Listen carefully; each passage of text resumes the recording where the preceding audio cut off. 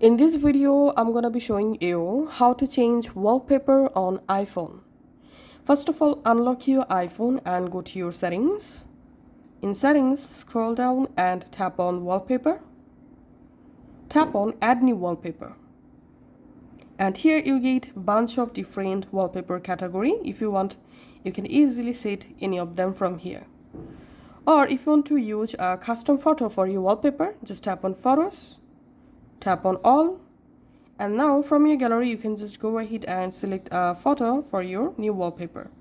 So in my case, I'm selecting this photo for example and tapping on add, and here you can tap on set as wallpaper pair, or you can select customize home screen. So I'm selecting set as wallpaper pair, and we can see the new wallpaper successfully created and applied. We can see. Thanks for watching.